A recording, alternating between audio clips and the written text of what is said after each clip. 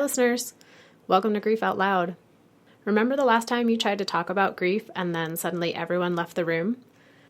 Grief Out Loud is opening up this often avoided conversation because grief is hard enough without having to go through it alone. We bring you a mix of stories, tips for supporting children, teens, and yourself, and interviews with people working in the grief field. Platitude and cliche-free, we promise. Grief Out Loud is hosted by me, Jana DeCristofaro, and produced by the Dougy Center for Grieving Children and Families in Portland, Oregon.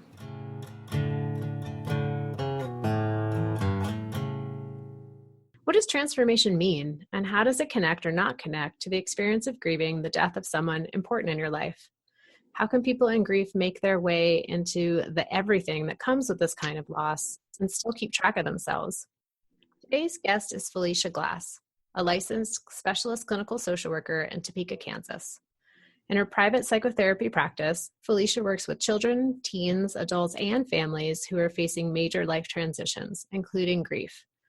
Phelica, thanks for joining me today on Grief Out Loud. Thanks for having me. I'm really excited to have a chit chat today.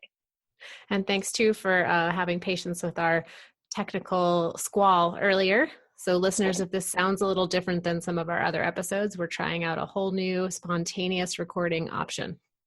And Phelica, today we're going to be exploring your work with children and families and the ways in which you support them during times of intense grief. But let's start talking a little bit about what drew you to this work. I know for me, if I tell people where I work, they're like, oof, grief, that's terrible, so hard. How do you do it? How do you answer that question? Well, for me, it's actually about transition and actually the life that I'm actually living. I happen to be the mom of a set of twins who were 24 weeks when they were born. And I believe that in my life of raising them, I am constantly grieving all of the hopes and dreams that I had for them and that they have for themselves that are limited by their limitations in development and brain disease due to prematurity. I also feel like I processed some of my own physical grief of losing my brother while actually in practice. And so I find that people often have more connectors in life through grief than we do in any other form of relationship because we all grieve something. Yeah, it's an experience that on some level we can all find a way to connect and reflect one another's experience. Absolutely. It's interesting too, because oftentimes people think of grief coming from a major life transition that is perhaps socially sanctioned as a negative experience. The death of someone, the diagnosis of an illness, the end of a marriage or a relationship. But there can be so much grief involved in some of those more socially sanctioned positive experiences, graduating from a program or getting married or having children, that there can be grief interwoven in those as well. Absolutely. I think anytime there's a relationship that has occurred, there can be grief.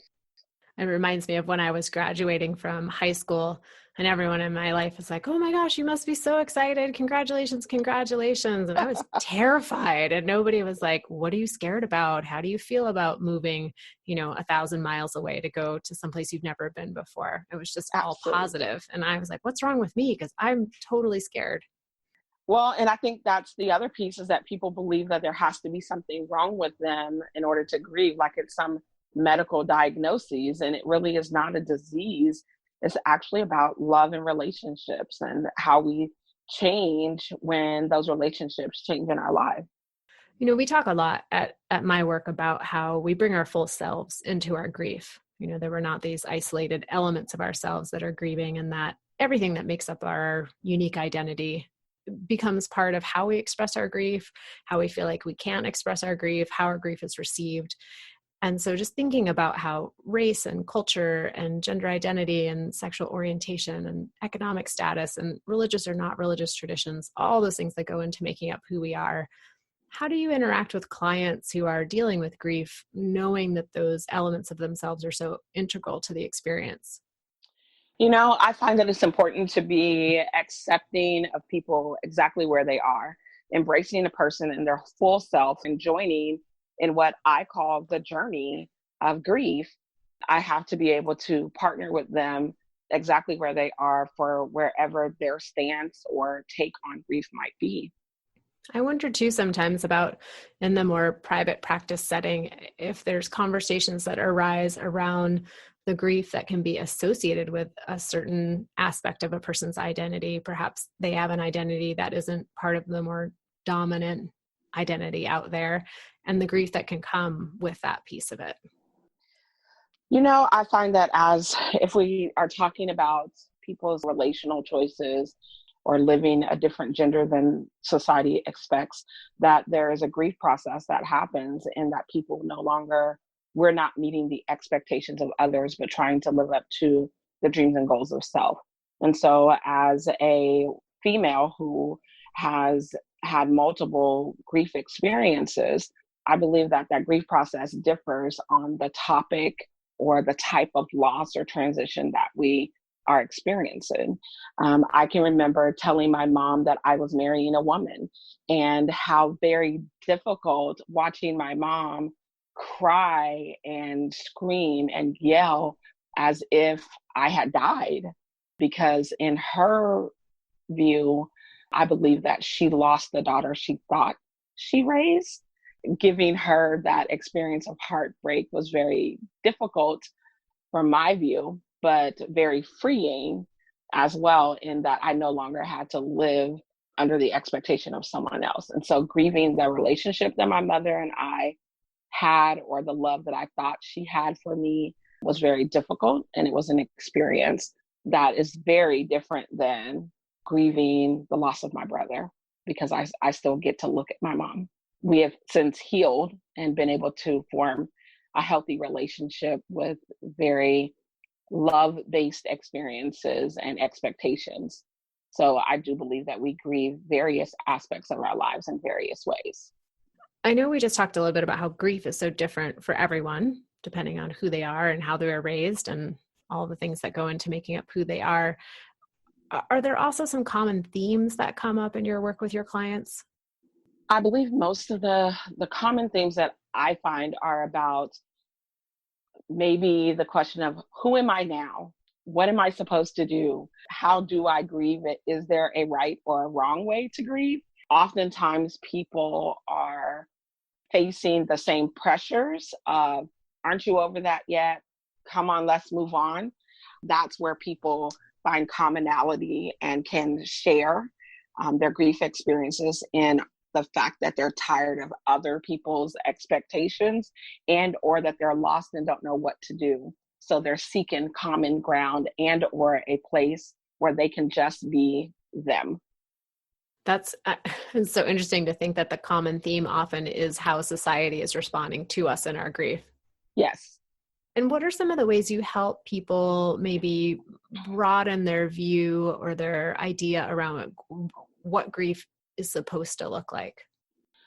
I think with every person that I work with, whether they're children who are, have lost a sibling or a parent, unexpected death or not, I believe that I start with everyone with this understanding that their grief is their own, and that no grief experience is the same, and that there is no right or wrong way to grieve.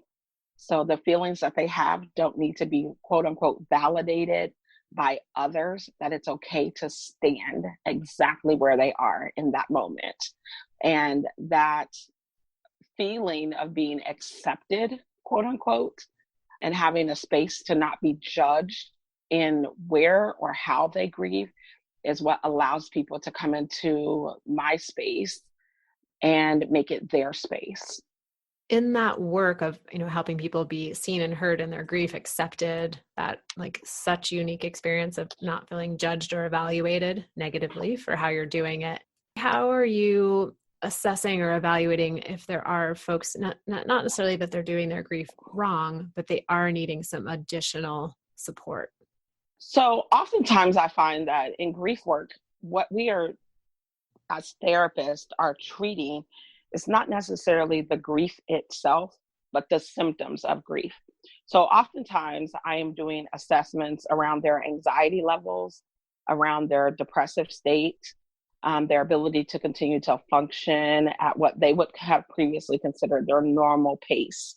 And so oftentimes I will do a standard assessment for anxiety that will assess them over a 7-day time period. And then I will reassess them as we process and work through some of their anxiety issues or their depressive issues. Oftentimes, we find that those standard scales help me to help them manage symptoms. And as we manage symptoms, they are then able to process and move forward in their grief cycle. Yeah, so almost as if the outer realm of the way the grief is changing how they are in the world with that anxiety or depression, as that gets mitigated or moderated in some way, it almost seems like it creates more room for the experience of grief to exist. I love that. That's perfect. We want to make room for the grief experience. I have another anxiety question for you Okay. because I feel like in my work that's the part of grief that totally catches people off guard. They sort of expected they might be really sad or really tired, but they're really on edge and they're not sleeping very well. They are worried about something going wrong all the time. They're very concerned about the health and well-being of other people in their lives. What's your take on that? Like, what's the mechanism of anxiety in response to grief? I truly believe that our anxiety levels become so heightened because we are not in a place where we're focusing on taking care of self. So because we're in a place where we're just trying to make sure that the wheels keep turning and things keep going, we fail to care for our own health. And as a result, our bodies start screaming to us, wait, wait, you need help, you need help. And that scream for help displays itself in anxious forms, such as not being able to sleep or that intrusive thoughts that people have throughout the day that kind of take over their life. It's very important to teach them how to do very grounding techniques, such as, there's a big craze right now for mindfulness and being literally, it's just taking time to stop and think, taking time to breathe in fresh air, to allow the body to kind of hit its own reset button. And that's what we're teaching people when it comes to managing anxiety that is related to grief. Forcing that grief back down is kind of like putting it back into a pressure cooker. Eventually it boils over. And so we have to allow people to embrace the fact that they need to experience the tears, experience the screaming, the yelling, the frustration that comes with losing a loved one or a job or a relationship. Yeah, almost like the engine light on the dashboard. The Absolutely. anxiety. And as you were just talking about breathing, I'm like, oh yeah, I just took 3 deep breaths. So thank you for that. It's amazing. Just mentioning it can help. We start off talking a little about the idea of transformation and grief as a transformational opportunity or process. I don't like to necessarily use the word opportunity in relation to grief because some people are like, I did not want this opportunity, thank you. But that Right. there can be an invitation for transformation once the loss has occurred. How do you define transformation? How do you see it playing out in your work? Oftentimes I tell people that we are at a place in our lives where someone or something that we have loved, the love continues within us, and yet the relationship in and of itself has ended. I may not be able to physically see you and I may not go to the same workplace, but I still have a desire for that person, or I still have a relationship, and or I still have the history of that relationship, which has created me to be who I am today. So in transformation, I am allowing people to embrace the idea, or giving, I don't want to say allowing, I want to say that I am helping people to embrace the idea that my relationships don't have to end, that they just change form. And so, although I can't see my baby brother here on earth, it doesn't mean that I no longer share my successes with him. It's about teaching that we can embrace all of that and we can be a part of that love still. So not just a transformation of self, but a transformation of the actual relationship. Absolutely. I often talk about the relationship with my brother. My brother died while I was in graduate school, 3 days after my birthday. For the longest time, I could not sleep. I would become so anxious that I'd end up in the emergency room because I was having panic attacks. I found that as I began to embrace the fact that I could no longer see my brother, one, or hug him or pick up the phone and call him, that the more I talked about my brother and relationship to me or his importance, the more I was able to accept that I was never going to be Phelica that I was the day he died or the day before he died. I had to be new because he's no longer with me physically. And that new me had to be, there are some things that I don't do anymore or didn't do for a long time because I didn't have him anymore. I had to step into this new reality and accept that I could still have him. I just couldn't see him. That alone changed my relationship with him. Mm. And so I was able to embrace the quote unquote, I call her the new Phelica. That was a very tough reality that I learned. And I actually didn't fully embrace it until several years ago when I started teaching about anxiety and how my anxiety was so out of control following his death. The ability to control those anxious symptoms came from being able to talk about the thing that hurt me most, which was his loss.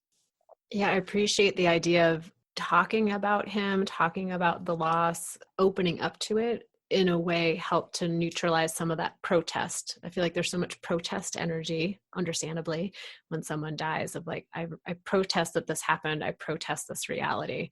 And then the pushing away of the reality is what can sometimes exacerbate those symptoms that you mentioned. Agreed, because I believe that. I mean, simple things like we take their photos down and we remove their photos from the house or their clothing. We're in such a hurry to get rid of everything that represents our loved ones. And I think that we do our relationships this justice by trying to pretend as though those relationships did not exist. Speaking of those relationships, you mentioned that your brother who died was your baby brother. What kind of baby brother was he? My brother was phenomenal. We were competitive about everything. There's a there's a 9-year age gap between the two of us. So I was 24. I actually just turned 25 when he passed away. He had just turned 16. You know, he was a freshman in high school. I was in grad school in New Orleans, and we literally competed about everything. Grades, who could make mom smile, who could buy her the best gift. Internally just wait for things that I can scream to heaven about with him, just to kind of share, hey, look what I did today. I really wish you were here to experience this moment with me. But I'm so very grateful that I've been able to embrace the new relationship that I have with my brother, in that I can go to the cemetery and get a blanket out and lay across a blanket and just kind of chit chat, me, him, and his gravestone, if that's what makes me feel good that day. Mm. I take my kids there, and my kids take pictures at his gravesite. And they'll be like, hey, Mom, where are those photos of me and Uncle Marcus? They've never met Uncle Marcus, but to them, Uncle Marcus is just as real to them in his deceased life as he would have been if he was physically here. It was different, and people may have thought I was weird, but it's really helped my children have a healthy relationship in other losses. So my stepfather, just recently passed a couple of years ago to cancer, and my son prays every night with grandpa. He gets his obituary out and puts it on his bed. And my son prays nightly with his grandpa because that was something that he did when grandpa was here. And he stayed the night with grandpa. It's different, but I believe that it creates a healthy experience. Yeah, and those can be so different for everyone, right? It doesn't have to be the same ritual or routine, but just the fact that you're intentionally engaging in something. Absolutely. It's about the freedom to have a relationship that the way you want it to be. I think so many times society tells us that person's gone. We don't have to, you can't talk about them, or why are you talking about them as if they're here? Society tells us this is right or this is wrong, or it's been 30 days. You should be over that. Mm. Work tells us you have a week, get back to work. We need you to be productive. That's just not how the human body works. Our hearts don't work that way. Our minds don't work that way. These are relationships that we've spent years building. Even when they're coworker relationships, they're relationships that we put time into. And so it's only natural that it will take time to process the loss of that relationship or the transformation of that relationship into something different. You mentioned about, some grounding techniques of taking some deep breaths and being outside and just ways of connecting to yourself again. And then you talked about how you've encouraged a relationship between your children and your brother who has died and your stepfather who has died. Are there a couple other suggestions you have for people who are feeling really unmoored and like they've lost their anchor? The thing that people talk about the most is that moment when an anxiety happens and they feel like they're utterly out of control or they can't get a grip on it. So I more recently have talked to people about the textile things that are helpful. So when that anxiety initially hits, sticking your hand in cold water or running your hands under cold water, getting an ice cube and holding it because it'll allow you to breathe. Anxiety really is about taking a breath, allowing fresh air to come in and releasing that air that seems to be choking you. I encourage people to exercise regularly. I encourage them to take walks, spend time by the water. I have what's called here a sky gazing session where I invite people out to just sit and look at the stars and to communicate with their loved ones and to release their hopes and dreams into the atmosphere, because allowing ourselves to connect with nature is what restores our souls. And so I really encourage people to find activities that will allow them to breathe and that they can kind of get lost in for a moment that rejuvenates them. Oh, I love that idea of a stargazing, almost like a community ritual of coming together as a group. Absolutely. In our last couple of minutes, Phelica, you've talked a lot about how grief has changed you. I'm curious, how has this work changed you? This work that we call grief work has really allowed me to be more compassionate, more understanding. It has encouraged me to value relationships and to create memories every day. You know, oftentimes we spend our days and our monies collecting stuff and doing things that mean very little. But I can honestly say that every person that walks through my door, I want the ability to say that we have a genuine connection in a relationship. And I own that I may not be the best clinician for everyone, but the people that I connect with in a therapeutic manner, I always want them to feel as though their feelings are heard, their grief experience is uniquely their own, and that every time they enter into my space, we're going to honor the relationships that they have lost and honor them by transitioning them into their future and not necessarily saying goodbye, but see you later.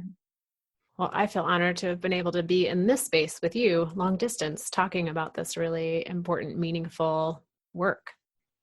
Well, I appreciate the space. I think it's important that we embrace grief as we would a wedding. It's something to celebrate. We celebrate the relationships that have made us who we are. And Phelica, if listeners out there want to connect with you or learn more about your work, what's the best way for them to find you?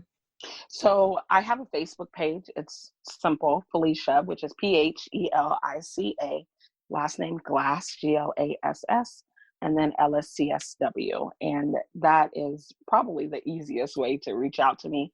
And I look forward to helping people transition their grief into promise.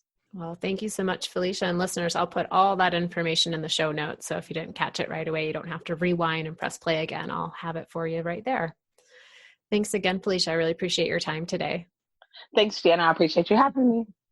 And listeners out there, thank you for tuning in. If you're new to our show, you can find all of our past episodes on our website, dougy.org, or in Stitcher, Apple Podcast, iTunes, any way you're getting your podcast these days. And it's hard to believe, but we are coming up on our 100th episode real fast. And I'm putting together an episode for that where I'd love to hear from you. If you've been a listener of our show, if you've been impacted by any of the interviews you've heard, if you've been a guest on the show, send me a short voice memo. Let me know what the show has meant to you, and I will hopefully be able to get it into our 100th episode. Thanks again for listening. Hope you'll join us again next time.